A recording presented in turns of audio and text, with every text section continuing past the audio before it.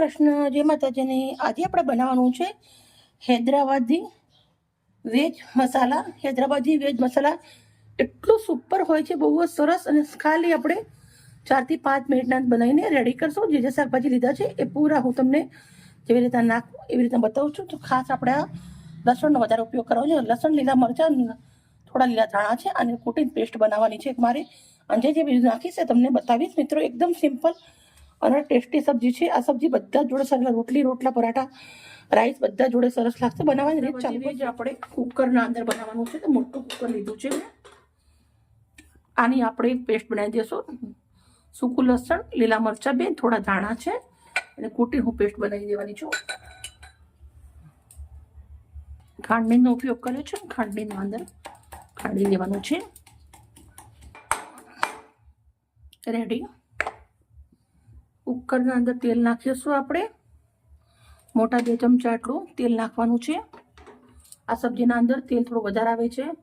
મસાલા હું તમને બતાવું છું. કશ્મીરી મરચું લીધું છે 1 ચમચી, અડધી ચમચી તીખું છે, અડધી ચમચી હળદર છે, 1 ચમચી ધાણા જીરું છે અને અડધી ચમચી મીઠું છે. પેસ્ટ મેં કૂટી ત્યારે થોડુંક મીઠું મેં નાખ્યું હતું, એટલે થોડું ઓછું લીધું છે. આપણા રૂટિનના મસાલા છે. તેલ સરસ ગરમ થઈ ગયું છે. થોડું રાઈ જીરું નાખું છું, હિંગ નાખું છું, તમાલપત્ર 2 છે અને સૂકા મરચાં 2 ટુકડા કરી લીધા છે. આપણે રાઈ જીરું સરસ ફૂટવા દેશું. સબ્જી ગમે ત્યાંની બનાવીએ પણ આપણે ગુજરાતી હોઈએ એટલે રાઈ જીરું નાખવું જ પડે, તો જ આપણે મજા આવે. થોડી રાઈ નાખીએ ત્યારે. રાઈ જીરું સરસ ટાટી ગયું છે. લસણ અને લીલા મરચાં અને ધાણા આપણે વાંટ્યા હતા એ નાખીશું. લસણને થોડું સંતરાવા દેશું. લસણ મરચાં સંતરાઈ ગયા છે. હવે આપણે નાખવાનું છે ઊભું સમારેલા 2 નાના મરચાં છે, વટાણા છે, અડધી વાટકી, 2 નંગ બટાકા છે,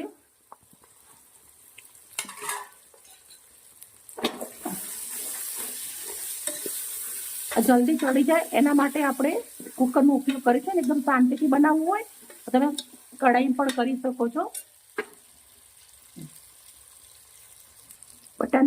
બટાકા નાખે 2 મિનિટ જેવું થઈ ગયું. સરગવાની સિંગ નાખું છું.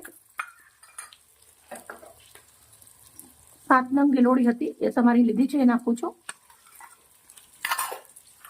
થોડોક એવો ગવાર નાખું છું. થોડુંક એવું શિમલા મરચું નાખવાનું છે. આપણે શાકભાજી તમારા જોડે જે હોય તે નાખી શકો છો. 1 ગોળ મરચું કટ કર્યું હતું જાડું એ છે. થોડી ગાજર છે અને 2 બી કેમ મકાઈ આવે એ છે.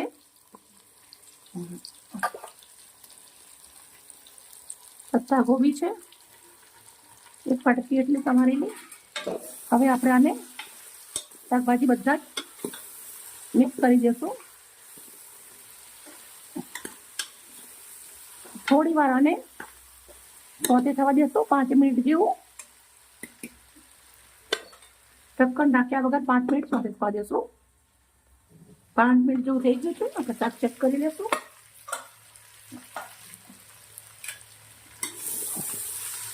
મસ્ત શાકભાજી તો તેલના અંદર સંતરાઈ ગયા છે. મરચું, મીઠું, હળદર, ધાણા જીરું નાખી દેશું. સાથે આપણે ટામેટું સમારેલું છે એ નાખવાના છે. 3 નંગ ટામેટા લીધા હતા મેં, મોટા મોટા ટુકડા કર્યા છે. સરસ મજાનું મિક્સ કરી લેશું. આપણે શાકભાજી થોડા સોતે થાય પછી ટામેટા નાખવાના.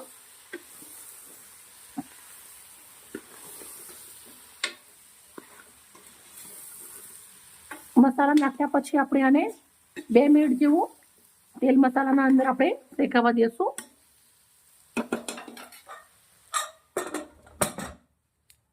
બે મિનિટ જેવું થઈ ગયું છે. આપણે ચેક કરી લેશું.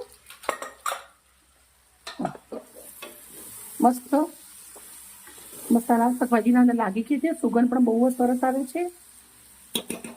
તમારે આવી રીતના એકદમ કોરું જોતું હોય તો તમે આવી રીતના બંધ કરી અને 1 સીટીમાં તો થઈ જશે. પણ થોડું મારા ઘરે ગ્રેવી વપરાય છે એટલે હું થોડું પાણી નાખીશ.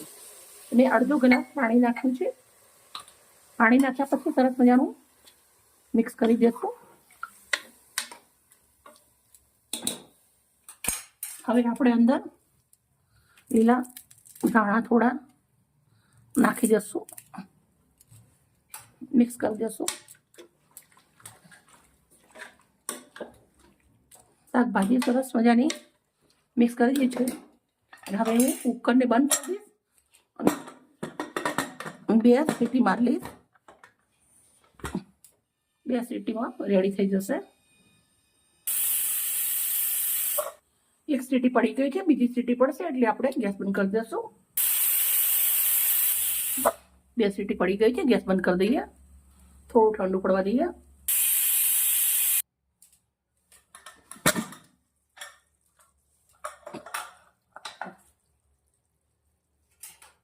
મિત્રો તમે જોઈ શકો છો આપણી સબ્જી તો એકદમ આલીશાન બની ગઈ છે. વધારે આના અંદર પાણી નથી, એકદમ ગ્રેવી સરસ ઘટ થઈ ગઈ છે, મસ્ત મજાનું.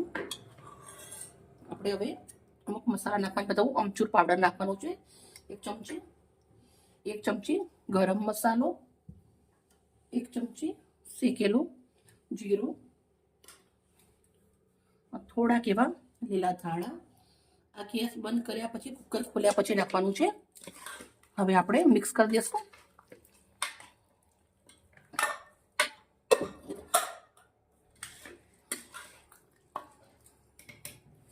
હવે આપણે સબ્જી બાઉલના અંદર લઉં છું. તમે જોઈ શકો છો કેટલું સરસ મજાનું આપણું શાક બન્યું છે. આ શાક મારા ઘરે તો વર્ષોથી જ બનાવું છું અને બહુ જ સરસ બને છે. અને અમે ભાત જોડે ખાઈએ છીએ. તમે રોટલી પરાઠા જોડે પણ ખાઈ શકો છો.